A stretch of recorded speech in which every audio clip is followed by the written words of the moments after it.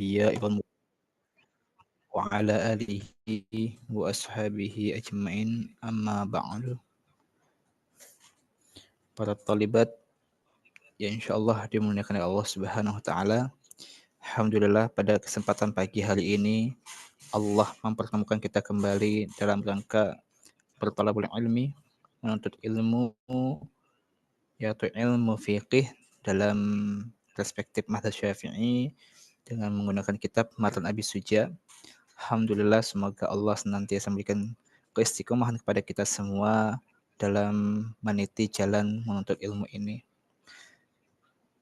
Kita telah menyelesaikan membahas bersama belajar tentang kitab Thaharah dalam kitab Matan Abi Suja, dan pada kesempatan hari ini kita akan lanjutkan masuk ke dalam kitab Shalah atau bab salat. Baik, kita bacakan. Qala al-musannif rahimahullahu taala, kitabus shalah, as-salatul mafrudatu khamsun. Az-zuhru wa awwalu waqtiha zawalus syamsi wa akhiruhu idza sara dhillu kulli syai'in mislahu ba'da dhilliz zawali. Wal 'asru wa awwalu waqtiha az-ziyadatu zillil mithli wa akhiruhu fil ikhtiyari ila dhillil mithlaini wa fil jawazi ila ghurubi syamsi. Wal maghrib waqtuha wahidun wa huwa ghurubi syamsi wa bimiqdari ma yu'adhdhinu wa yatawaddau wa yasturul awrata wa yuqimus salata wa yusalli khamsa raka'atin.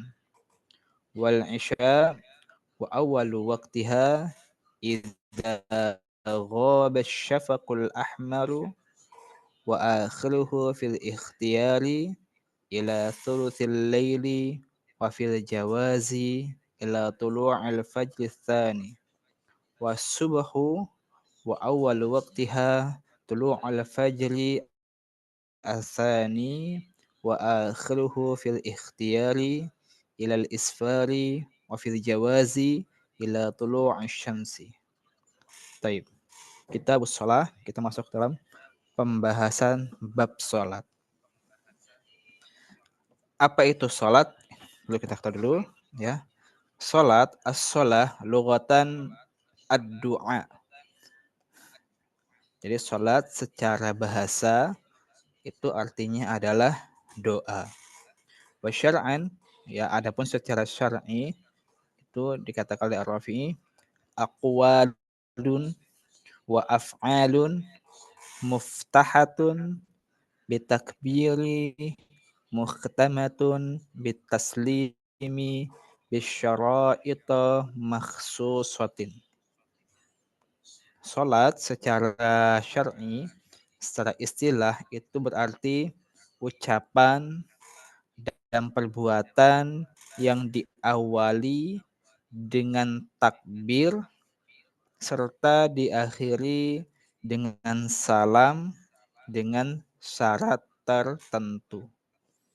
Ya, jadi salat secara bahasa artinya doa, adapun secara istilah atau secara syar'i ialah ucapan dan perbuatan yang diawali dengan takbir serta diakhiri dengan salam dengan syarat tertentu. Itu arti salat.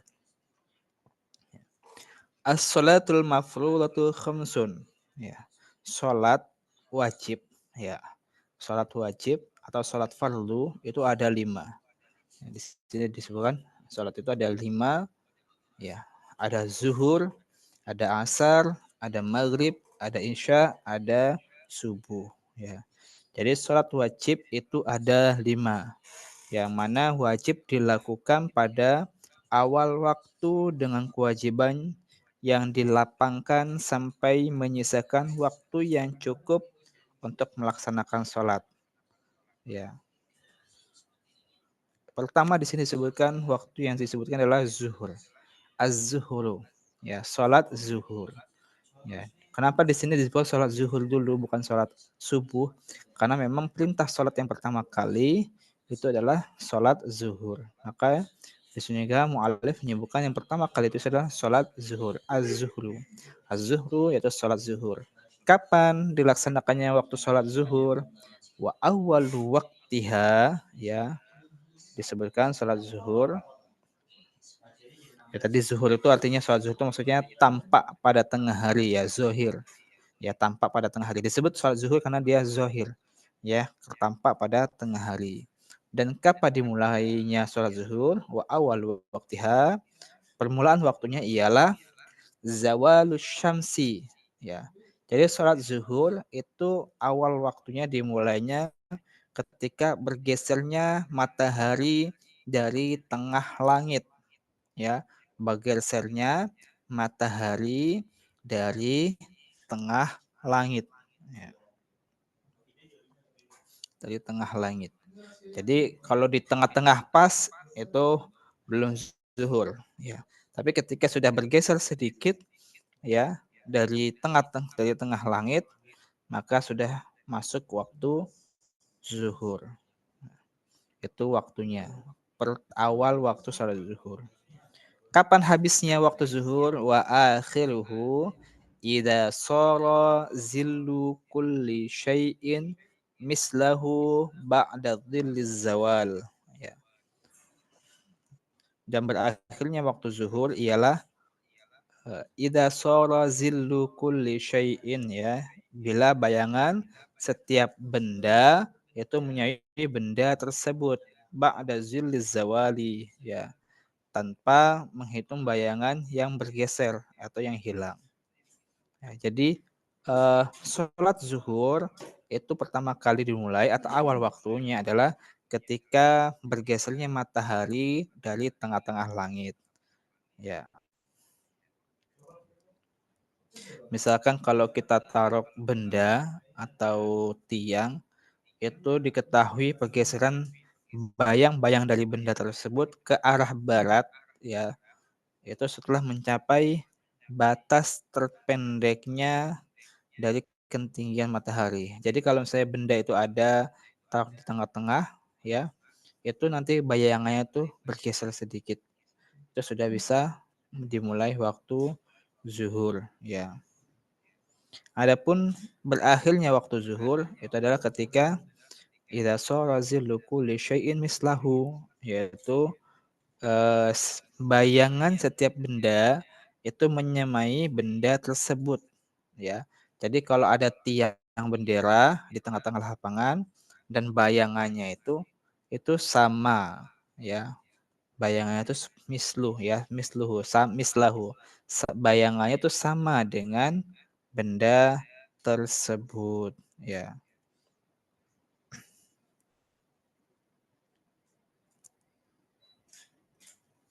Jadi waktu zuhur dilaksanakan adalah ketika matahari sudah bergeser sedikit. Jadi ketika matahari benar-benar terik di tengah-tengah langit pas, itu dimakruhkan untuk dimulai sholat zuhur karena sangat panas sekali, ya, karena belum masuk. Jadi sholat zuhur itu adalah ketika zawalus syams, ya, ketika sudah bergeser sedikit matahari dari tengah-tengah langit.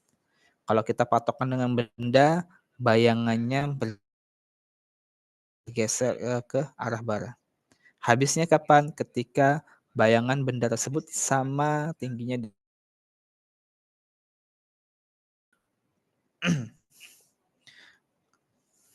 Kemudian dia disebutkan, ya, adapun sholat asar, kapan waktunya?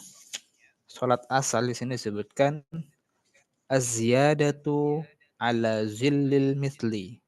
Az-ziyadatu ala zillil misli, yaitu eh, permulaan awal asar adalah ketika bertambah bayangan yang menyamai bendanya. Aziyadah, bertambah. Ya, awal waktu sholat asar bertambahnya bayangan yang menyamai bendanya. Kalau tadi sholat zuhur itu batas akhirnya sampai bayangan tersebut sama dengan benda, Nah, sholat asar setelahnya ketika bayangannya itu bertambah lebih besar daripada bendanya. Ya, daripada bendanya. Wa akhiruhu fil ikhtiyar. Ya. Adapun waktu akhirnya itu adalah waktu ikhtiar. Ikhtiar ya. Waktu ikhtiar ila dhillil mislain, yaitu berakhir hingga kapan bayangan menjadi dua kali lipatnya dari benda tersebut. Nah, jadi kalau misalkan kita lagi berdiri, bayangan kita itu lebih besar, lebih panjang dua kali lipat dari kita ya atau dari benda. Maka akhir waktu sholat itu berakhir hingga bayangan kita menjadi dua kali lipatnya. Wafil jawazi dan diperbolehkan ya waktu yang jawaz atau waktu yang diperbolehkan akhirnya adalah ila ghurubi syamsi hingga terbenamnya matahari. Jadi waktu sholat asar dimulai ketika bayangan benda itu lebih panjang atau lebih besar dari benda tersebut ya, aziyadah bertambah. Adapun akhirnya itu ikhtiar, ada pilihan ya, ada kehati-hatian.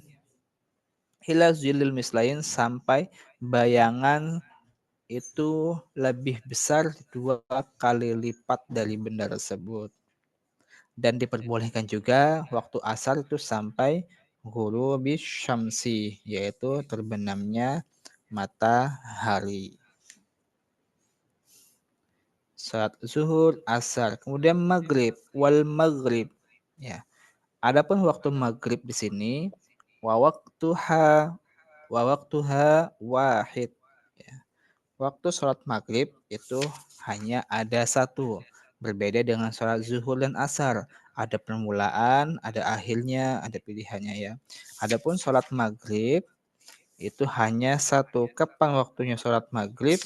Itu adalah ketika waktu hawahid wahwa ghurubus syams ya, ketika terbenamnya matahari ya secara penuh ya, ghurubus syamsi terbenamnya matahari secara penuh ya, ketika terbenam matahari secara penuh sudah masuk waktu sholat maghrib ya, sholat maghrib. Wa bimiqdari ma yu'adzanu ya, kemudian dengan kadar seseorang azan ya. Ya selain dari terbenamnya matahari, bisa juga dengan kira-kira dari seseorang azan. Wa yatawad pikirannya ya, ma yu'adzanu kada seseorang azan, wa yatawaddau berwudu, wa yasturul aurata yaitu menutup auratnya, wa yuqimus shalah dan melaksanakan sholat ya, sholat melaksanakan sholat wa yusalli khamsa rakaatin, sholat 5 rakaat. Jadi kadarnya ya, kira-kira waktu sholat maghrib itu berapa lama ya, itu adalah kira-kira adalah seseorang kadar seorang azan, setelah azan dia berwudu atau tayamum, kemudian dia mau tutup aurat, kemudian dia iqamat ya, iqamat dan melaksanakan sholat 5 rakaat. Nah, itu kira-kira masa waktu sholat maghrib. Jadi sangat sempit ya antara maghrib ke isya. Ya, jadi maghrib hanya satu waktunya. Ketika terbenamnya matahari dan lamanya kira-kira seseorang bisa adalah azan, wudhu atau tayamum, kemudian menutup auratnya, iqamah dan juga melaksanakan sholat 5 rakaat. Itu kadar waktu sholat maghrib. Atau telah berlalu, maka waktunya telah habis. Ya. Namun menurut pendapat yang lain, bahwasanya waktu sholat maghrib itu bisa memanjang hingga mega merah pada langit itu menghilang. Kemudian wal isya, ya sholat isya, ya. Kapan sholat isya dimulai? Ya wal isya, ya. Ya, isya kan disebut isya dinamakan isya karena dimulai pada waktu senja ya. Wa awwalu waqtiha, awal mula salat isya itu kapan? Itu adalah idza ghaba syafaqul ahmar. Ya, idza ghaba syafaqul ahmar. Bila mega merah telah hilang ya. Apabila syafaq ya, syafaqul ahmar, mega merah telah hilang ya. Jadi awal waktu sholat isya ketika mega merah telah hilang, berarti langit sudah gelap menjadi hitam. Mega merah sudah hilang. Wa akhiruhu fil ikhtiyar. Ya, adapun waktu akhirnya adalah ila thulutsil lail. Ya, ila thulutsil lail, yaitu ada yang berakhir pada sepertiga malam. Wafil jawasi, ya, adapun waktu yang diperbolehkan akhirnya adalah ila tulu'il fajri asani, yaitu sampai terbitnya fajar yang kedua ya, fajar sodik bukan fajar kadzib ya. Ila tulu'il fajri asani itu waktu akhir dari sholat isya. Ya, di awal sholat isya adalah ketika mega merah sudah hilang, berarti langit sudah gelap, hitam, dan masa akhir waktu sholat isya itu adalah sepertiga malam dan diperbolehkan akhirnya itu sampai terbitnya fajar yang kedua. Adapun wasubuhu dan sholat subuh wa awwalu waktiha ya, sholat subuh awal waktunya itu adalah tulu'al fajri asani ya, tulu'al fajri asani yaitu ketika telah terbit fajar yang kedua ya, fajar sodik. Wa akhiruhu fil ikhtiyar, adapun waktu habisnya sholat subuh itu adalah ada eh, ketika dimulai terbitnya ilal isfar ya. Ilal isfar maksudnya adalah terbitnya matahari, hingga terbitnya matahari. Wafil jawazi, dan diperbolehkan ya eh ila tulu'is syamsi, yaitu munculnya langit ya, munculnya matahari ya, munculnya matahari. Itu ila tulu'is syamsi, hingga munculnya langit kemerah-merahan ya. Jadi ila tulu'is syamsi berarti matahari sudah mau muncul. Itu waktu akhir sholat subuh sebelum matahari naik atau muncul ya, atau terbit. Nah, itu waktu akhirnya. Taib barakallahu fikunna, ini berkaitan dengan sholat. Ya, sebelum kita pindah ke pembahasan sebelumnya, kita sedikit mengulang kembali dalam pembahasan sholat ini ya, bahwasanya kita bersolat sangat penting untuk kita pelajari karena salah satu ibadah yang mana menjadi penentu kita ya, apakah seseorang itu Islam atau kafir. Yang membedakan seorang Islam atau kafir adalah dengan sholatnya. Kemudian agama ini akan kokoh dengan adanya tiang, dan tiangnya itu adalah sholatnya. Dan bahkan dari perintah syariat-syariat yang lain seperti zakat, puasa, haji, dan yang lainnya itu diperintahkan dalam bentuk perintah Allah menggunakan lisan ya, menggunakan firman Allah melalui malaikat ya, firman Allah Subhanahu wa taala melalui malaikat dan diwahyukan ke Nabi Muhammad. Berbeda dengan sholat.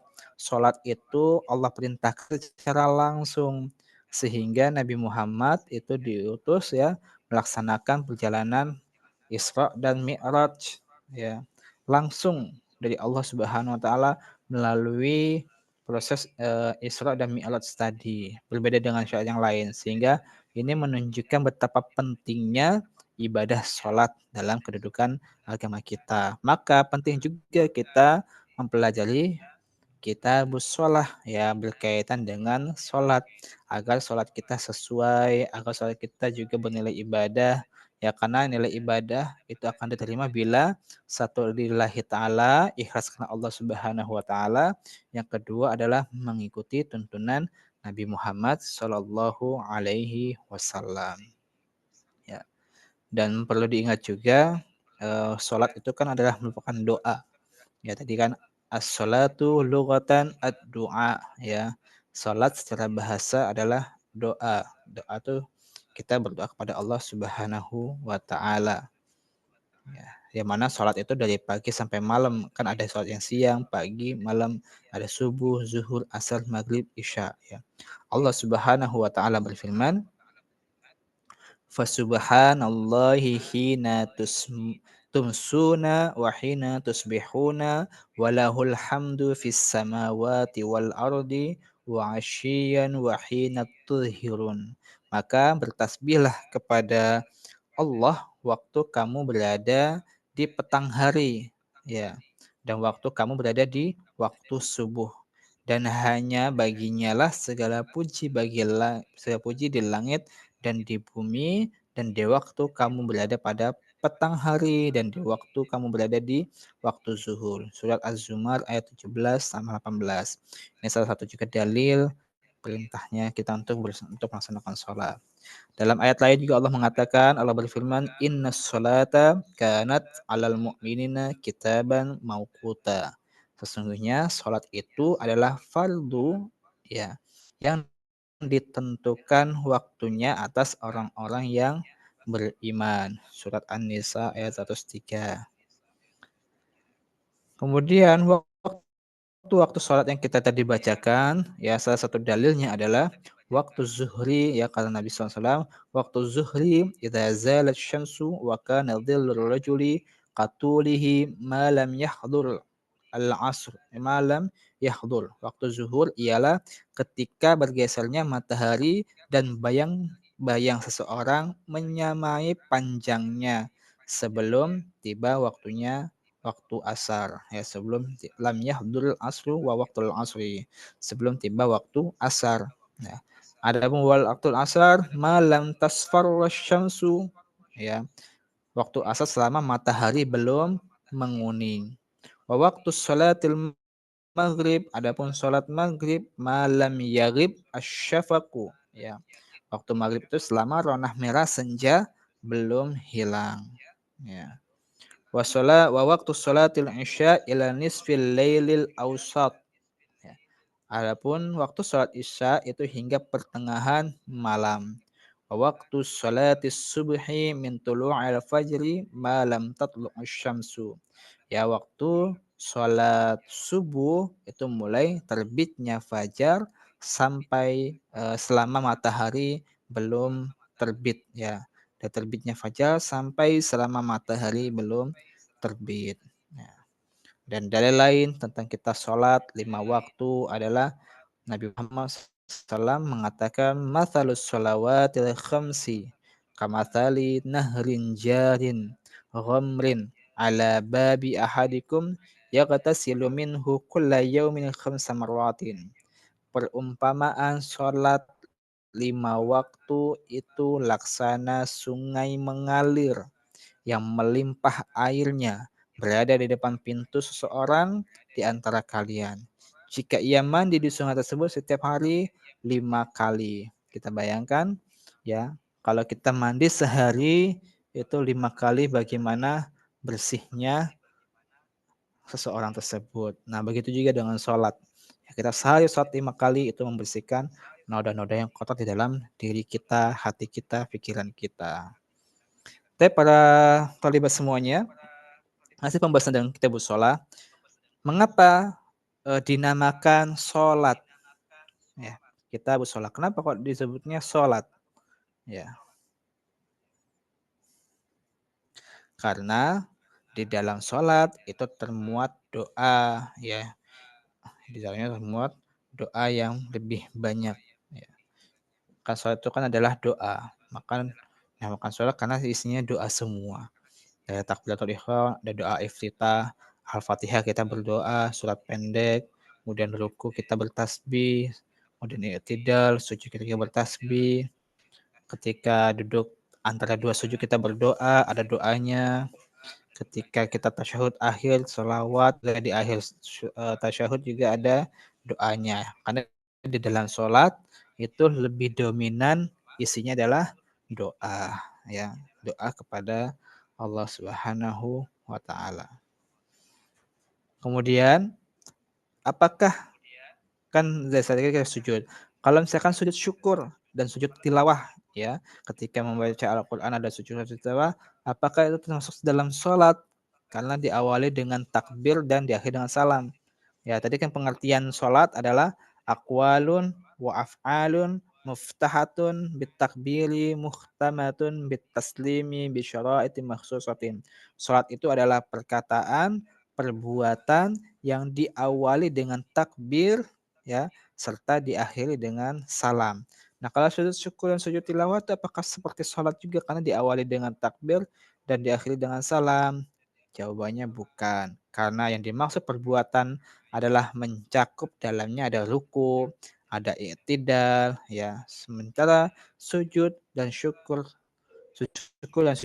tilawah hanya perbuatan satu saja, ya, yaitu hanya sujud. Bukan, tidak ada rukunya, tidak ada i'tidalnya. Bahkan sholat itu dihitung satu rakaat dengan apa, bukan sujud tapi rukunya yang dihitung, ya. Kalau dia bisa ruku bersama imam maka masuk dalam satu rakaat. Wallahu a'lam bishawab. Kemudian kita membahas sholat 5 waktu ini, apa sih hikmah di balik penentuan sholat fardu pada 5 waktu ini? Menurut mayoritas para ulama, penentuan 5 waktu tersebut adalah eh, apa ya?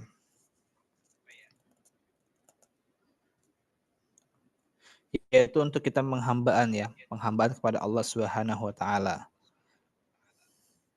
Ada yang mengatakan hikmahnya adalah untuk mengingatkan manusia akan pertumbuhannya ya. Dari bangun subuh, kemudian sholat zuhur siang, ya bangun tidur, kemudian bangun beribadah, siang bekerja, kemudian sholat untuk memenuhi panggilan Allah, sore sholat lagi, maghrib menjelang malam sholat, isya malam sholat, itu agar mengingatkan manusia akan pertumbuhannya. Dari bangun tidur sampai dia mau tidur kembali. Kemudian di situ ada pembahasan waktu sholat zuhur. Ya. Ya, sholat zuhur itu adalah lebih utama dilaksanakan di awal waktu, ya, yaitu ketika matahari mulai bergeser, yaitu mulai awal waktu dengan kira-kira orang-orang mulai tersibukkan, ya, dengan eh, orang-orang tersibukkan dengan kegiatannya dan menyebabkan dia ketika datangnya azan, maka dia itu bersiap untuk sholat lebih awal waktu.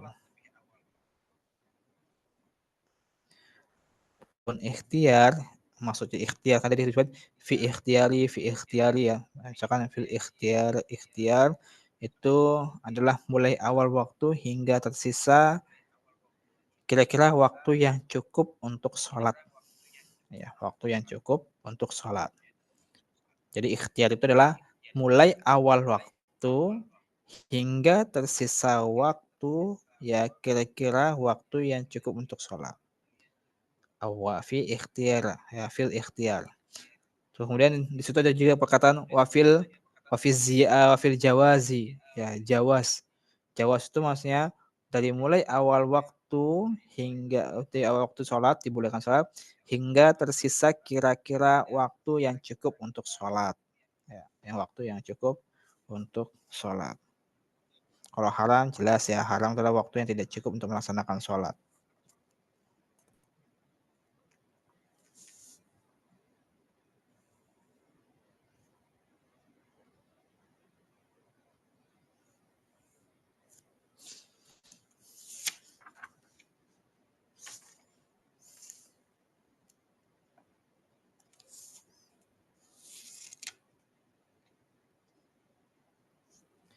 Jadi tadi ada pembahasan fadilah, ada ikhtiar, ada jawas ya. Kalau fadilah itu artinya bertambahnya pahala dari sudut pandang waktu, ya lebih utama. Adapun waktu ikhtiar adalah pahalanya di bawahnya waktu fadilah dengan sudut pandang yang sama. waktu jawaz, berarti tidak mendapatkan pahala dalam segi waktu, ya. Ya kalau fadilah bertambahnya pahala dari sudut pandang waktu, kalau ikhtiar pahalanya di bawah fadilah dengan sudut pandang waktu, adapun jawaz ia tidak mendapatkan pahala dalam segi waktu, ya, dalam segi waktu. Adapun waktu makruh ialah di sana ada kecaman dalam pandang waktunya, ya. Adapun tahrim terdapat dosa dalam melaksanakan amal ibadah dengan sudut pandang yang sama. Itu yang dimaksud dengan waktu fadilah, ada fadilahnya, ada ikhtiarnya, ada jawaznya, ada makruh, ada tahrim.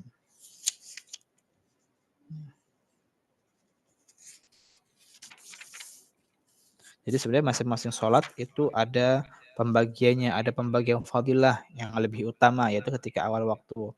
Ada ikhtiar, ada jawaz, ya.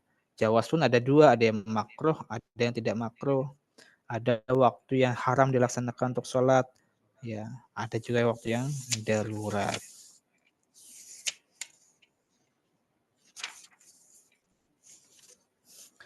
Itu adalah 5 waktu sholat yang perlu kita ketahui, ya. Jadi sesekali kalau mau tahu waktu sholat itu udah mulai apa belum, keluar lapangan, ke parkiran, lihat apakah bayangan kita itu sudah sesuai atau belum sesuai dengan yang sudah digariskan atau dituliskan oleh para ulama kita, ya. Kalau sekarang sudah canggih, sudah ada waktu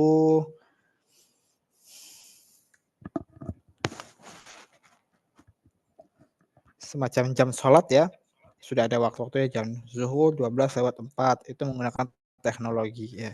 Ya boleh saja digunakan untuk membantu kemudahan, tapi tidak ada salahnya juga menggunakan, tradisional yaitu dengan melihat matahari, bantuan matahari atau kondisi alam. Apalagi kalau dalam kondisi di tempat hiking, gunung, nah itu bisa kita praktekkan, ya, dengan menggunakan matahari.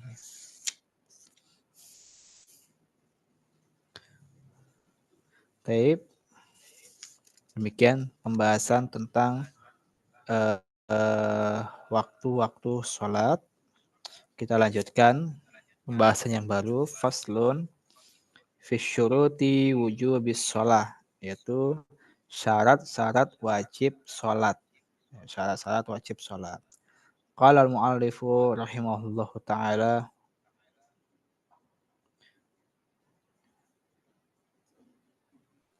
wa syaraitu wujubis sholati thalathata asya'a. Syarat-syarat wajib sholat itu ada 3 perkara. Al-Islamu, yang pertama adalah al-Islam, yaitu beragama Islam. Wal bulugh, yang kedua itu artinya adalah sudah balik, ya, sudah akil balik. Wal aqlu, yang ketiga adalah dia berakal, ya. Wa huwa haddut taklif, maka tidak wajib bagi orang yang sudah tidak ada akalnya, ya seperti orang gila, ya. Wa huwa haddut taklif, dan semua itu merupakan batasan pembebanan. Nah, jadi syarat wajib sholat itu ada 3 perkara, ya. Yang pertama adalah al-Islam, beragama Islam. Maka tidak wajib bagi orang kafir asli, ya, tidak wajib baginya mengqadha'nya jika dia masuk Islam. Sedangkan bagi yang murtad tetap wajib sholat dan mengqadha'nya jika dia kembali masuk Islam. Ya, jadi hal pertama kali wajib untuk melaksanakan sholat adalah dia harus beragama Islam terlebih dahulu. Tapi kalau orang kafir, dia tidak ada kewajiban ketika dia masuk Islam, dia tidak perlu mengganti mengqadha sholat. Tapi kalau yang murtad, ketika kembali lagi dia harus mengqadha'nya. Wal bulugh, yaitu akil balik, ya sudah masuk akil balik, maka tidak wajib sholat bagi anak kecil, baik bagi laki-laki atau perempuan, ya. Namun demikian, keduanya tetap diperintahkan sholat. Saat kapan? Saat usia 7 tahun. Nah, jika setelah tamyiz pada umur tersebut, usia 7 tahun sudah bisa tamyiz, membedakan mana baik, mana yang benar, mana yang harus diikuti, mana yang tidak. Pada usia 7 tahun, itu sudah dianjurkan, diperintahkan untuk sholat. Jika belum, maka setelah tamyiz, setelah dia bisa membedakan mana yang baik, mana yang benar. Oh, dia tahu api itu panas, dia tahu, dia ngerti nggak boleh dia bermain api. Oh, dia tahu pisau itu tajam. Oh, dia tahu mengganggu teman itu nakal, tidak baik. Dia bisa membedakan ya. Kemudian dan pada usia 10 tahun, 10 tahun anak boleh kena hukuman. Ya, sudah boleh dikenai hukuman jika tidak sholat dengan pukulan. Tentunya pukulan bukan pukulan yang menghardik, bukan pukulan yang menyiksa, akan tapi pukulan yang mendidik. Ya, pukulan yang mendidik berarti pukulnya itu bisa memberikan efek jerah, bukan pukulan yang menjadikan dia jadi teraniaya. Dan memukulnya pun bukan di anggota yang dihormati seperti kepala, ya muka, itu nggak boleh mukul di daerah tersebut. Ya, kalau memukul mungkin tangan atau kakinya. Maka dari usia 10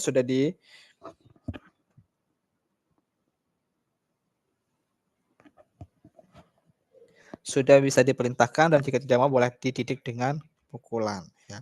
Berarti proses perintah sholat dari 7 tahun ke 10 tahun dengan berarti panjang. Ada sekitar 3 tahunan. Ya. Jadi tidak semerta-merta wah dalam Islam keras nih, orang nggak sholat dipukul masih kecil 10 tahun, tidak. Ya, karena pembiasaan itu butuh proses, butuh waktu yang sangat panjang. Usia 7 tahun sudah diajak, sudah diajarkan dan tidak dipukul. Tapi selama dari 7 tahun ke 10 tahun ada waktu sekitar 3 tahun, di sana selalu dibimbing untuk membiasakan sholat. Nah, jika dia tidak sholat, baru dia dihukum dengan pukulan yang mendidik. Ya. Bukan berarti jahat, Islam keras, tidak. Karena perintah untuk melaksanakan sholat di usia 10 tahun pun butuh waktu, butuh proses.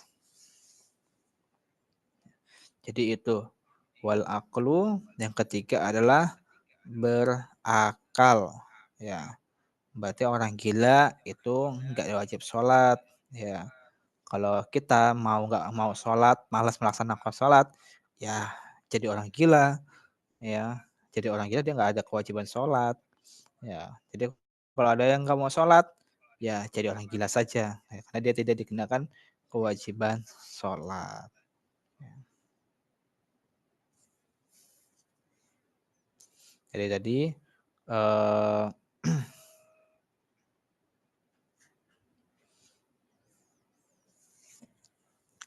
perintah sholat tadi ya, Islam balik, akhir balik ya, sudah bisa membedakan baik dan benar, kemudian berakal. Itu 3 syarat wajib sholat. Kalau dia Islam, dia berakal, dia sudah tamyiz, sudah balik, ya sudah akil balik, maka dia sudah dibebankan untuk sholat. Tadi disebutkan eh, Islam wajib, tapi yang kafir tidak. Tapi kalau yang murtad kemudian masuk Islam lagi, itu tetap mengkodoknya. Mengapa orang kafir yang asli dan murtad dibedakan dalam hal mengkodok sholat? Ya, karena kafir asli itu tidak dibebani mengkodok sholat karena untuk menarik simpatinya pada agama. Sementara murtad itu dibebani mengkodok sholat karena untuk memberatkannya. Dia sudah keluar dosa besar dan dia ketika Allah berikan karunia hikmah untuk kembali masuk Islam lagi, maka dia dikenai hukuman yang memberatkan untuk melaksanakan mengkodok sholatnya.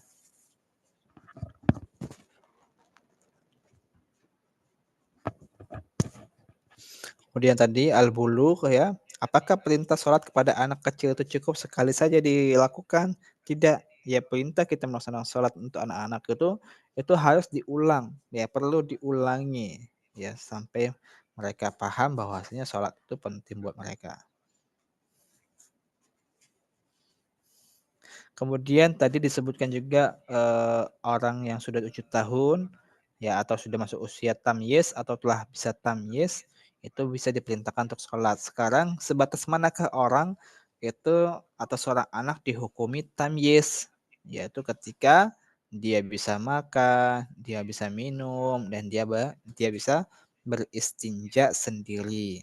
Jadi batasan seseorang disebut dihukumi tamyiz ketika anak bisa makan, bisa minum, dan bisa beristinja sendiri. Kemudian pada usia 10 tahun, jika tidak sholat boleh dipukul. Mengapa memukul anak yang meninggalkan sholat harus setelah umur 10 tahun? Tidak kenapa dari ketika umur 4 tahun, 5 tahun gitu ya. Atau 7 tahun, tadi perintahnya kan 7 tahun. Ya, karena pukulannya merupakan hukuman. Ya, kalau sudah usia 10 tahun adalah masa yang memungkinkan balik ya dan sudah bisa berpikir. Umumnya dia telah mampu untuk menerima pukulan tersebut. Berbeda dengan usia yang 7 tahun yang masih sangat-sangat rentan sekali, masih kecil sekali.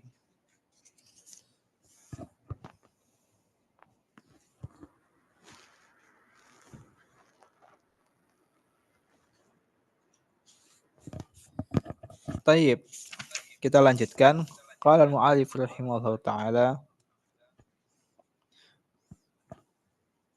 wa nafa'ani bi ulumihi fid dharain amin. Semoga ilmu yang bermanfaat bagi kita dunia dan akhirat. Dia mengatakan wassalawatul masnunatu khamsun. Ya. Salat sunnah, salawat itu jamak salat al masnunat jamak dari sunnah ya. Salat sunnah ya. Ada 5 khamsun. Salat sunnah itu ada 5. Apa saja? Al-idani yaitu salat hari raya 2 Id. Al-idani itu 2 Id. Itu apa? Idul Fitri dan Idul Adha. Udah 2 itu. Kemudian wal kusufani yaitu salat gerhana. Ada 2 ya kusufani, ada gerhana bulan, ada gerhana matahari. Di 4 wal istisqa'u dan salat istisqa, salat meminta hujan. Jadi salat-salat ya yang sunnah itu ada 5, yaitu adalah 2 salat Id, 2 salat gerhana dan 1 salat istisqa.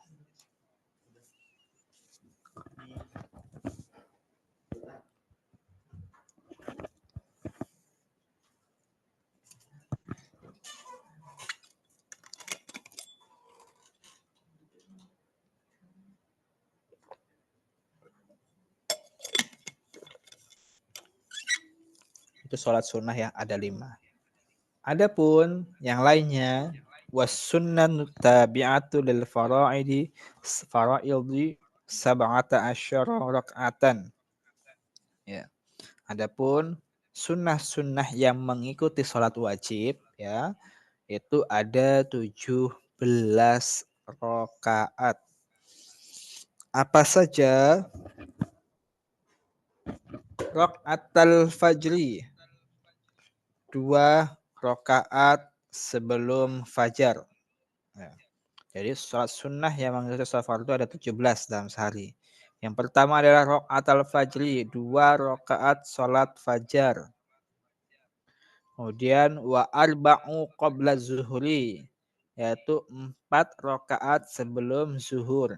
Jadi sebelum zuhur itu ada sunnah, sholat sunnah tidak cukup 2, tidak hanya sekedar 2, tapi ada juga yang 4 ya.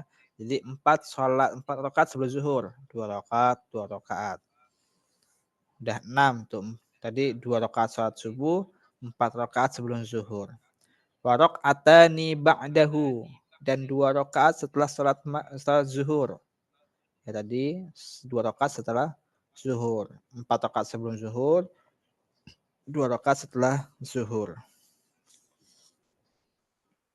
Ya. Wa arba'u qabla al-'asri. 4 rakaat sebelum waktu asar. Ya, itu ada tuh 4 rakaat sebelum waktu asar. Wa rak'atani ba'dal maghribi. 2 rakaat setelah salat maghrib.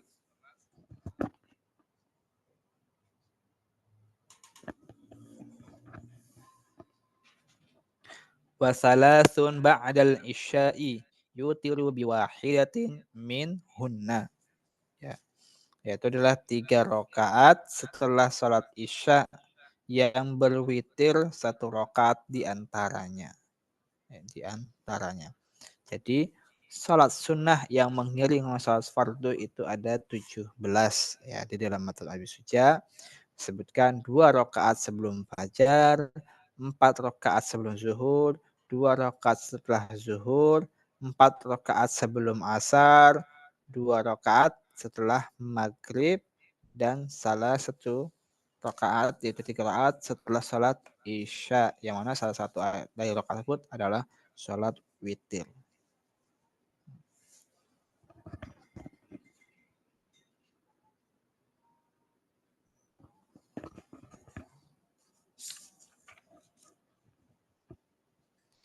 Kemudian, apakah boleh melaksanakan sholat sunnah 2 rakaat sebelum maghrib? Karena kan di situ disebutkan setelah maghrib. Tapi kalau sebelum maghrib boleh tidak? Hukumnya sunnah ya, boleh hukumnya sunnah. Wallahu a'lam.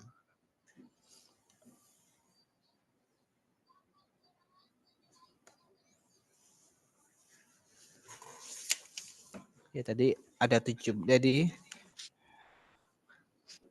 syarat wajib sholat ada 3. Sholat yang sunnah itu ada 5 sholat. Kemudian sholat sunnah yang mengiringi sholat wajib itu ada 17 rakaat ya.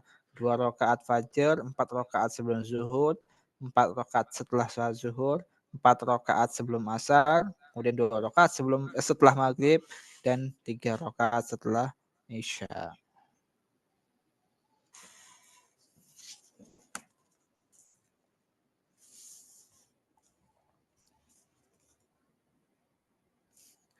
Wasalatu ya kalau mu'afif wasalatu nawafila mu'akkidat. Adapun ada 3 sholat sunnah ya, atau sholat rawatib yang dianjurkan, muakkadah, sangat ditekankan. Apa saja itu sholat yang sangat ditekankan? Di antaranya adalah sholatul laili, sholat malam ya. Sholat malam ya 2 rakaat, enggak harus 2 rakaat. Sholat malam itu sangat-sangat ditekankan ya. Ada 3 sholat sunnah yang ditekankan.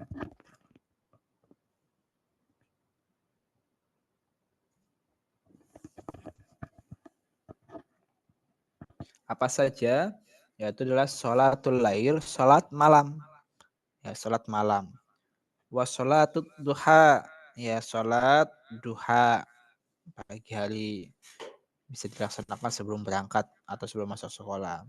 Wa sholatut tarawih, yang ketiga adalah sholat tarawih. Jadi ada 3 sunnah yang ditekankan atau sholat sunnah yang ditekankan, yaitu sholat malam, sholat duha, dan sholat tarawih atau sholat tarawih.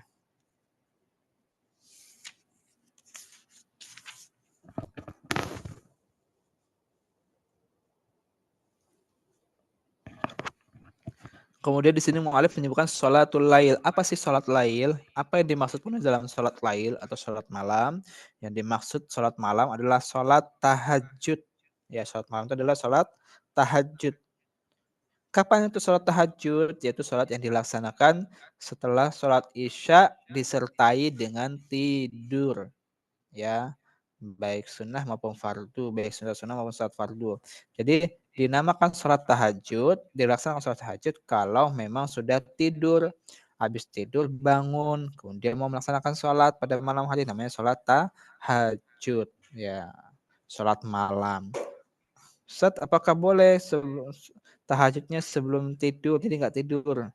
Ya boleh, namanya qiyamul lail, sholat malam, mendirikan malam hari dengan sholat. Adapun nama tahajud itu setelah tidur.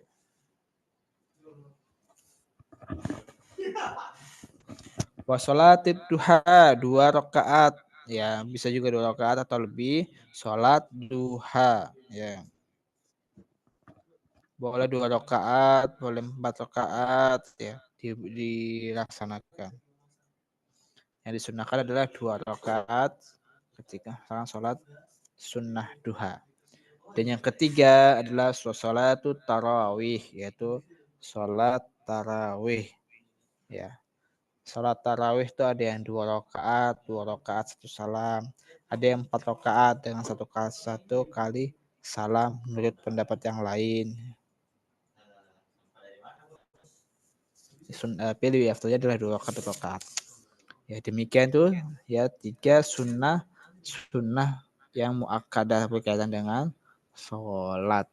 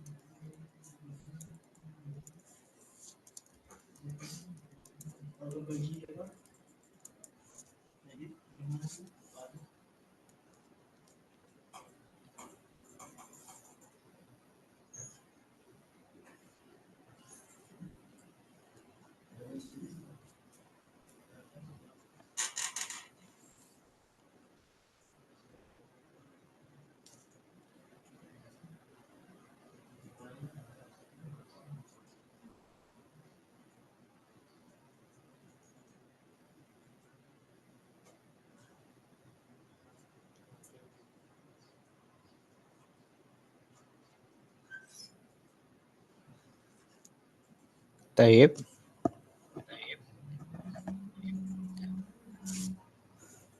Ada pertanyaan ya sebelum kita lanjut ke dalam pembahasan sholat, ke dalam syarat sholat. Ustaz Afwan izin bertanya, apakah pahala sholat tahajud dengan sholat qiyamul lail itu sama Ustaz? Jazakumullah khairan katsiran Ustaz. Wallahu alam ya. Tapi sholat tahajud itu masuk dalam kategori sholat malam, qiyamul lail.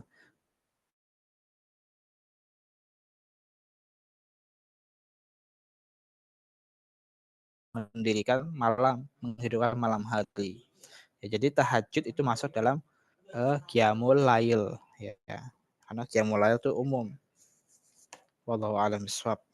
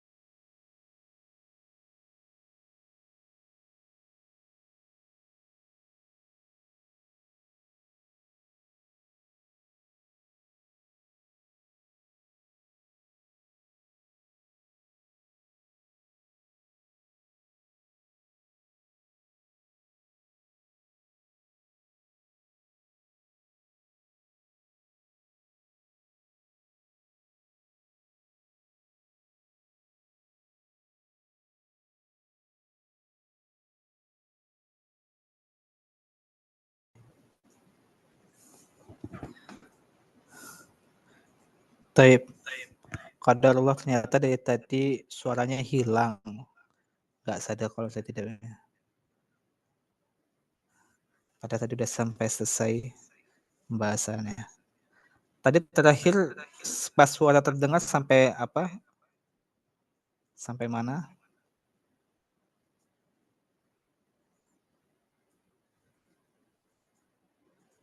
Ini netral siapa? Sholat tidak nawafil. Sholat sunnah ditekankan Ustadz. Oh, sholat sunnah yang ditekankan ya. Iya. Dia tadi udah nggak sadar kalau misalnya ternyata suaranya nggak keluar. Taib, insya Allah tadi sholat sunnah yang ditekankan ya ada 3 ya. Sholat sunnah nawafil, ada sholat malam, sholat duha, dan sholat tarawih. Kemudian masuk dalam pembahasan fi syurutis sihhatis shalah, syarat-syarat sahnya sholat ya. Itu ada 5. Syarat sahnya sholat itu berkaitan dengan sebelum sholat ya. Sebelum sholat ini mulai ya. Beda syarat dan rukun. Apa perbedaan syarat dan rukun? Kalau syarat itu sebelum sholat, kalau rukun itu di dalam sholat. Ya. Kalau mu'alif wa syara'itus sholati qabla dukhuli fiha khamsatu asya. Syarat sahnya sholat itu ada 5 ya, sebelum masuk sholat itu ada 5. Apa saja? Yang pertama adalah taharatul a'dha'i minal hadasi wan najasi, yaitu suci anggota badan dari hadas dan najis. Itu yang pertama ya. Anggota tubuh harus suci, bersih dari hadas dan najis. Kemudian yang kedua, syarat yang kedua sahnya sholat, syarat sah yang kedua adalah wasatrul aurati bilibasin tohirin, yaitu menutup aurat dengan pakaian, dengan kain yang suci, ya, tidak ada najisnya. Syarat sah yang ketiga adalah wal wukufu ala makanin tohirin, adalah tempat yang bersih, tempat yang suci ya, tempat yang suci. Ya, bukan, maksud tempat yang suci ya, wal wukufu ala makanin tohirin, tempat yang suci. Kemudian yang keempat wal ilmu bidukhulil waktu ya. Ilmu ya, berilmu mengetahui kapan waktu itu masuk ya, kapan masuknya waktu sholat. Yang kelima wastiqbalul kiblah, yaitu menghadap kiblat. Ini adalah 5 syarat sahnya sholat ya. Yang pertama tadi ya bersih, suci dari anggota tubuh ya, dari hadas dan najis. Kalau ada najis, ada hadas, maka tidak sah. Kalau dia tidak tahu dan tahunya setelahnya, maka dia harus mengulangi sholatnya. Ya, karena salah satu syarat sahnya adalah harus bersih, harus suci ya, harus suci dari hadas dan najis. Yang kedua, menutup aurat ya, perempuan, laki-laki itu harus menutup auratnya. Jadi kalau auratnya terbuka tidak sah ya. Kalau perempuan seluruh tubuhnya ya, kalau di Indonesia dikenal dengan mukena ya, pakaian sholatnya. Kalau di luar kan tidak terkenal, tidak ada nama istilah mukena. Ya, itu untuk menutupi semua aurat wanita. Laki-laki juga tetap harus menutup auratnya.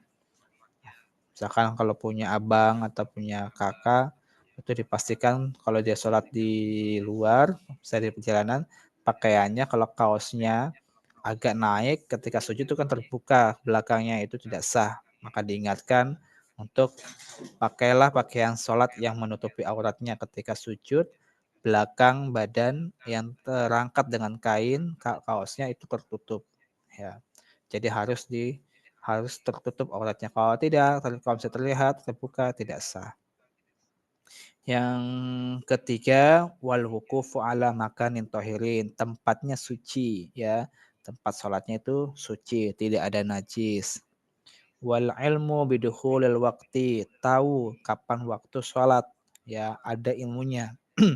Jangan memulai sholat sebelum waktunya, nggak sah ya. Maka tadi di awal dibahas tentang kapan waktu sholat ya, menggunakan hitungan matahari dan bulan ya. tidak bukan dengan bulan, hitungan dengan matahari, afwan, dengan matahari. Kemudian yang kelima adalah wastiqbalul kiblah, yaitu menghadap ke kiblat. Dan disebutkan oleh mu'alif wa yajuzu tarkul kiblah fi halatain, boleh sholat tidak menghadap kiblat dalam dua keadaan. Keadaan yang pertama adalah fi syiddatil khauf, yaitu dalam keadaan takut, ya, dalam keadaan takut atau dalam keadaan bahaya. Dan yang kedua wa fin nafilati fis safari ala rahilati ya. Jadi boleh sholat sunnah ya ketika safar di atas kendaraan itu tidak menghadap kiblat tapi menghadap sesuai kendaraan yang ada, mengikuti arah kendaraan. Tapi kalau sholat fardu tetap turun dan melaksanakan sholat menghadap ke kiblat. Ya. Wallahu taala alam bisawab. Mungkin cukup sampai situ pembahasan kita pada pagi hari ini. Ya, pembahasan tentang sholat. Ya, jadi diingat-ingat ya. Waktu sholat itu kapan saja, dimulainya dan berakhirnya kapan. Kemudian syarat wajib sholat itu ada 3. Sholat sunnah itu ada 5. Sholat sunnah yang mengiringi sholat wajib itu ada 17 rakaat. Kemudian sholat sunnah yang ditekankan itu ada 3. Syarat sahnya sholat ya, syarat sahnya sholat itu ada 5. Nah, nanti kita pertemuan berikutnya insya Allah akan membahas tentang arkanus sholat. Baik, sampai sini. Afadhal jika ada yang ingin tanyakan, masih ada waktu.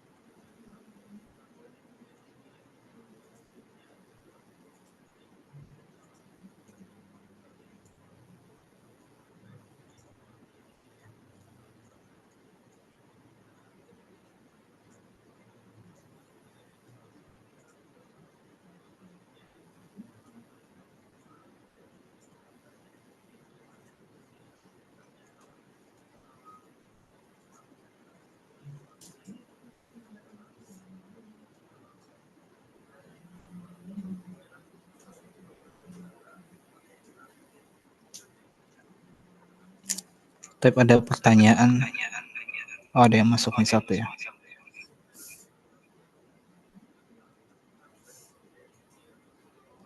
Afwan Ustaz, izin bertanya, apa hukumnya seorang muslim atau orang muslim itu enggak sholat, tapi dia tidak mengingkari kewajiban sholat itu, melainkan dia enggak sholat karena malas, ya. Apakah wajib diqodho? Ya. Apakah wajib diqodho? Ya, karena sholat adalah merupakan salah satu kewajiban ya bagi seorang muslim. Jika meninggalkan sholat itu karena uzur saja, wajib untuk mengkodoknya. Maka kalau sholat yang ditinggalkan dengan kesengajaan ya karena malas, maka dia juga dalam salah satu pendapat wajib mengkodoknya. Nah, bagaimana kalau sampai bertahun-tahun sehingga tidak tahu berapa lama yang ditinggalkan, itu yang repot ya. Jadi ada pendapat yang harus mengkodok, dan ada juga sebagian ulama berpandangan bahwa mengkodok sholat bukanlah suatu kewajiban ya, tapi diperbanyak dengan bertobat kepada Allah Subhanahu wa taala. Allah taala alam. Jadi untuk yang meninggalkan sholat ya karena malas itu sebenarnya tetap mengkodoknya. Tapi kalau mengkodoknya masih bisa tahu berapa lamanya, bisa dikodok dengan mengikuti sholat-sholat sunnah yang ada. Dengan mengikuti sholat-sholat wajib yang ada. Tapi kalau saking banyak nggak tahu, ya Allahu alam. Itu jika memberatkan, maka perbanyaklah bertobat kepada Allah Subhanahu wa taala.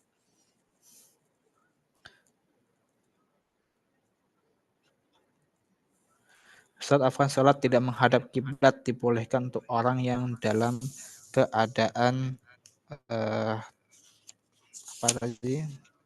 takut. Apakah itu seperti sholat khauf ya?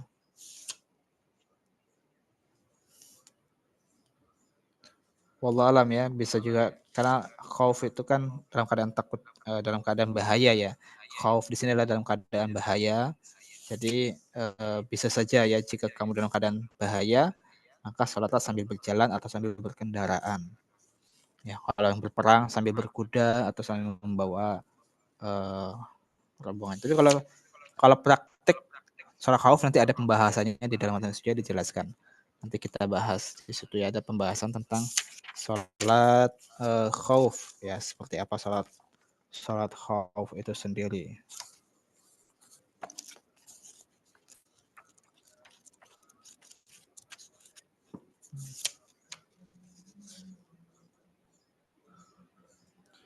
Jadi sholat khauf nanti ada bentuk-bentuknya.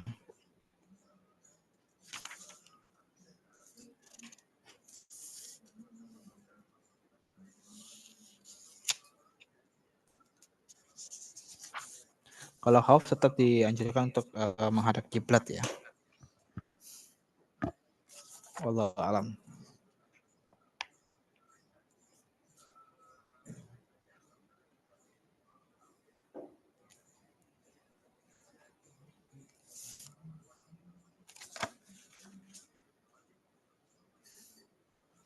Ya kalau di sini dikatakan sholat yang tidak dalam keadaan takut ini adalah ketika sholat yang membahayakan. Sholat khauf juga sholat yang membahayakan ya. Jadi bisa dikatakan demikian. Wallahu a'lam bishawab.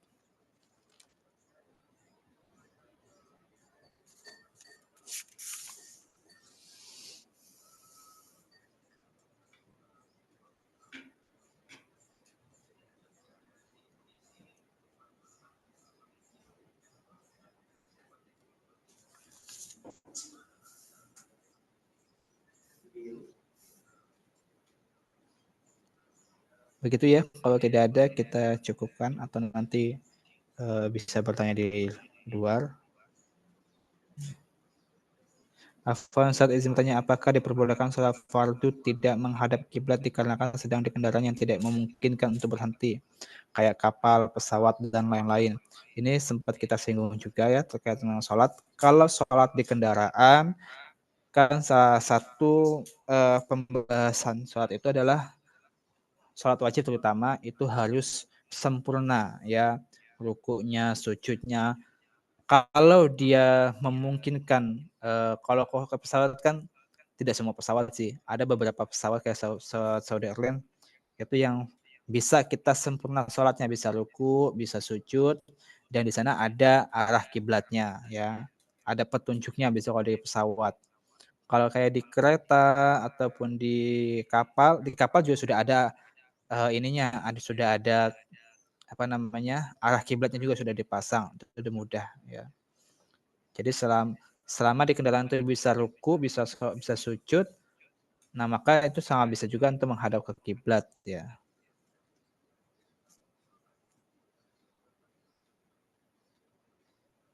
Jadi tetap, sholat fardu itu tetap menghadap ke kiblat. Kalau tidak memungkinkan untuk berhenti, ya tadi kalau tidak memungkinkan untuk berhenti, kapal, pesawat sekarang insya Allah sudah ada, tanda untuk menentukan mana menghadap kiblatnya.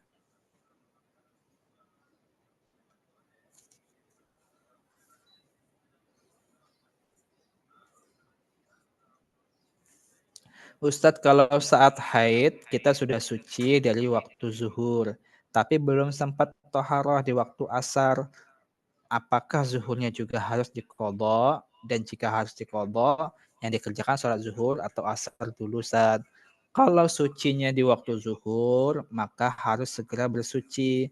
Masih dikenakan kewajiban melaksanakan sholat zuhur. Ya, tidak boleh dilalaikan. Ya, nggak boleh ditunda-tunda ketika sudah suci, sudah bersih. Ya, apakah zuhurnya juga harus diqadha? Ya, harus dilaksanakan, ya harus wajib melaksanakan sholat zuhur. Nah, kalaupun diqadha bagaimana Ustaz? Apakah zuhur dulu atau asar dulu?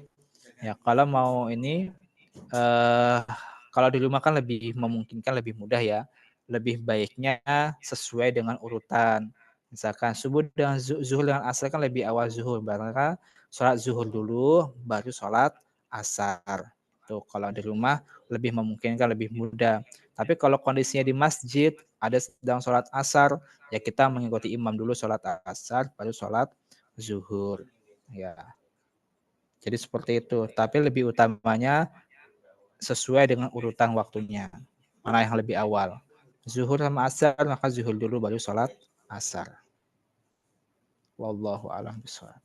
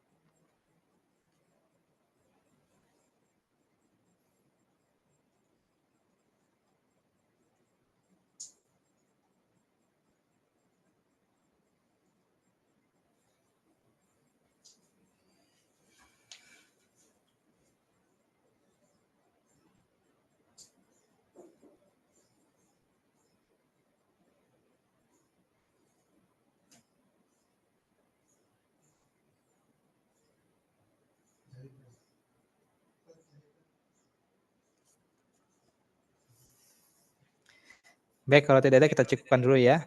Insya Allah nanti kita lanjutkan di pertemuan yang mendatang. Oh, nih ada satu masuk. Ustaz, jika sholat jamak tahir, zuhur, asar yang dikerjakan yang mana dahulu, Ustaz? Kalau jamak tahir tadi tetap ya sesuai urutan. Zuhur dulu, baru asar.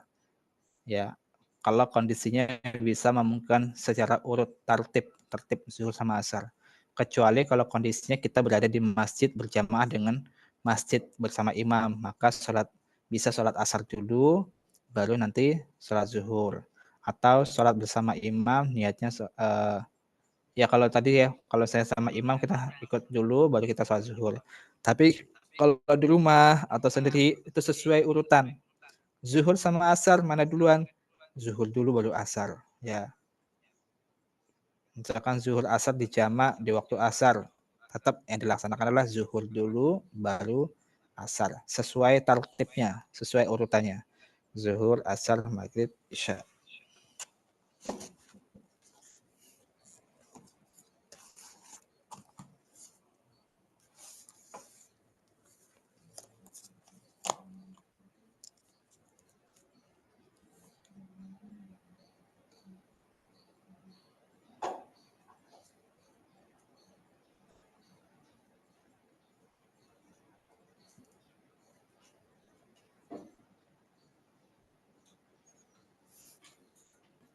Begitu ya. Insya Allah cukup. Nanti kalau ada pertanyaan lagi di pertemuan yang mendatang, insya Allah semoga kita nanti diberikan keberkahan dan kesehatan oleh Allah Subhanahu wa taala. Subhanaka Allahumma wa bihamdika asyhadu an la ilaha illa anta astaghfiruka wa atubu ilaik. Assalamualaikum warahmatullahi wabarakatuh. Waalaikumsalam warahmatullahi wabarakatuh.